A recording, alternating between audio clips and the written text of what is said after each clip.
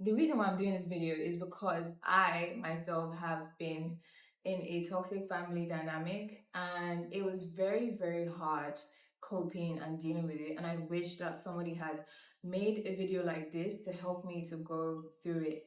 So, one of the first things I would say is to stay neutral, to stay as boring as possible.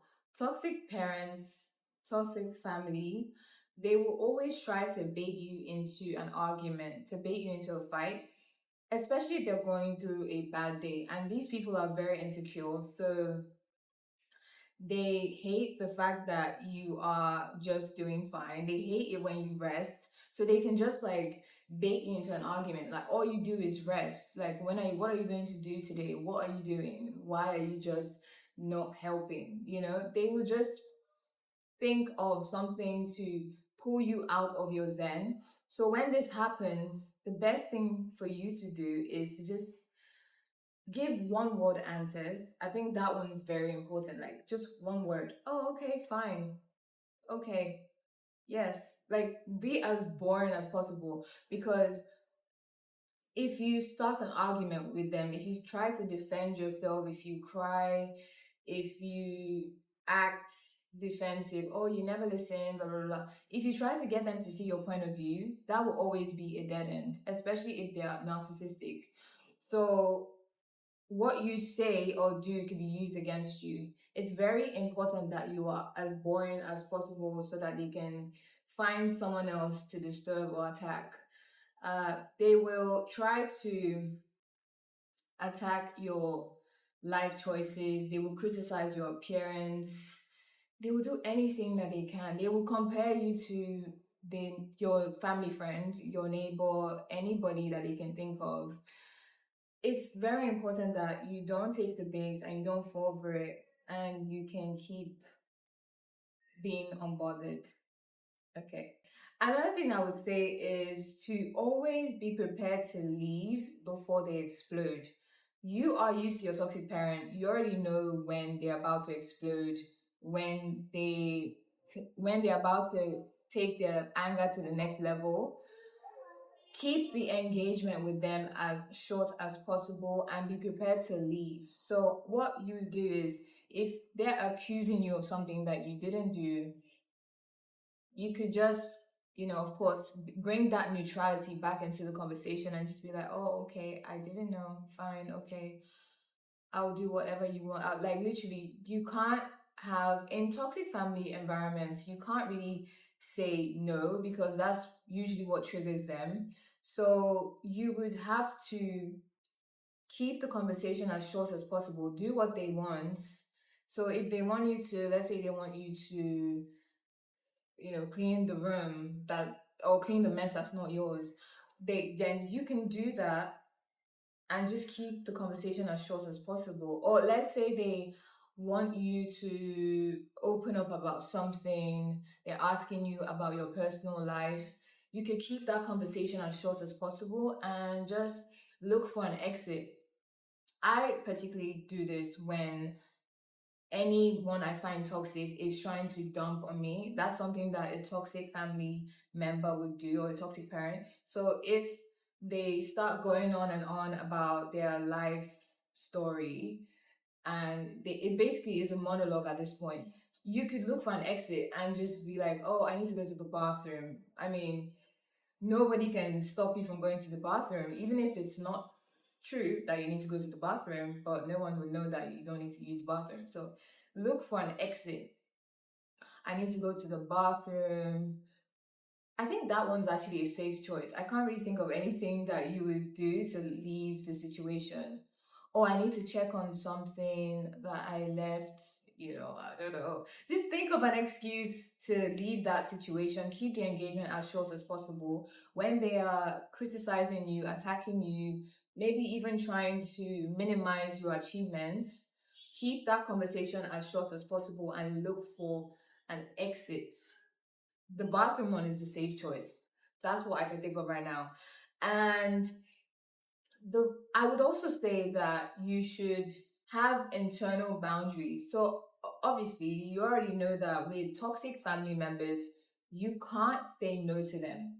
because saying no to them would lead to an explosive rage and will lead to an argument and possibly a domestic situation. So, what you should do is always keep that at the back of your mind that whatever they're doing to you is a projection of their insecurities and their weakness. So, they will always project onto you. What you should do is to tell yourself, like if they tell you, for example, you're a loser, you'll never be good enough, always cancel it in your brain. Like, I'm good enough, I'm not a loser, I know what I'm doing, I'm confident, I'm self assured, I am a winner. Literally, whatever they're telling you, don't listen to them. I stopped listening to my dad a long time ago because he used to literally abuse me with words that literally didn't even make sense to my character. And I had to look at myself one day and I was like, wait, these people are attacking me for things that I literally have nothing to do with. And I literally started to assign characteristics that I felt like I possessed. So, what you're going to do is, whenever they tell you things, have that at the back of your mind that, okay, this is a projection, this is an insecurity. I'm not going to let that in. You have to have the internal boundaries because it's so important, because you can't physically say no, but you can have that at the back of your mind. You can even visualize a shield, like whenever they're talking, they're arguing, they're raging at you. Be, of course, be as neutral as possible, but have that shield that this has nothing to do with me. This is them. This is a reflection of them. And just be nodding like, okay, and then go do whatever they want you to do. Just know that you should have your own boundaries. Another way to have internal boundaries is to not tell them what you have going on. It's very important because if you tell them what you have going on, they are going to look for ways to control you. If you tell them what you have going on, they're going to look for ways to control that thing that you told them. Never be vulnerable with them, never share anything that is personal to you because they can actually use it against you. They will try to sabotage you. So, very important to have those internal boundaries, to not share anything that you have going on. Be as boring as a rock. And then my final tip would be to look for mini escapes. So, I think in a toxic environment, one thing that's very, very important is to have routines and a structure. So it would be very good for you to have friends outside of this, to have people that you talk to. I was very, very isolated growing up. So I didn't really have friends that would come over. Like, we didn't allow that. So if you have the opportunity to go see your friend, or even to talk to them on social media, do that. You could also keep one of those mini diaries. I used to write a lot, but one thing that made me stop at some point was an invasion of privacy. So I had one of my parents read my journal. So if you can find one of those journals that have a padlock on it, that would be very good. Have people that you speak to outside of this dynamic, because isolation is obviously not a good thing. And at that time, my coping skill was actually isolation. That was literally the way that I could cope. So, what you're going to do now is to find people outside, because you need to be constantly reminded that this situation is not normal. Because the longer you stay in this situation, you're going to get used to it, you're going to get accustomed to it, and you probably will attract people who are like that because you think it's normal. So, yeah, have hobbies. If you can have something that you do every day that just keeps you grounded, whether it's something creative like drawing, reading, writing, that was literally mine. And you could even take up something that you've been wanting to take up. You can leave your house to do this. Anything that takes you out of your house would be preferred. And you could even use it as, oh, I need to do this for my career, I need to do this for my education, because toxic family, especially narcissistic families, they care about education and they care about achievements. So if you tell them that you're doing this to be good at this, at if you're still in school, education, or whatever, or you're doing this to make money for the house, if you're married, then they would be understanding of that. Well, not in all cases, because in a toxic family dynamic, they probably don't want you to make your own money. They don't want you to be independent.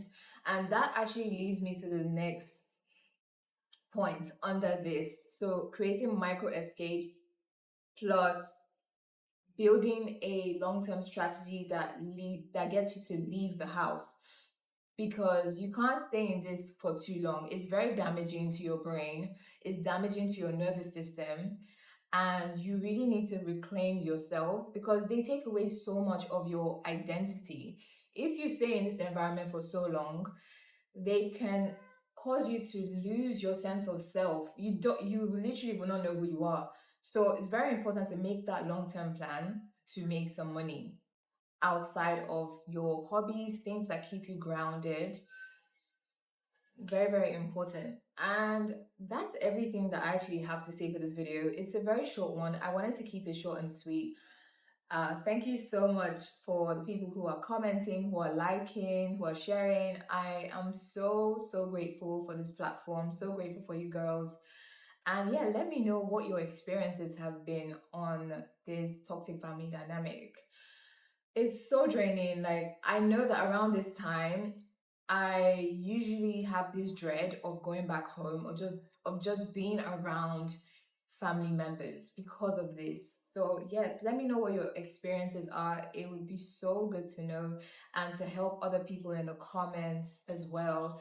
And let me know what you do to cope. Mine was isolation. Of course, I'm coming out of that now. And yeah, thank you so much. Yeah, let me know what you want me to talk about as well. And yeah, I'll see you in the next video. Bye bye.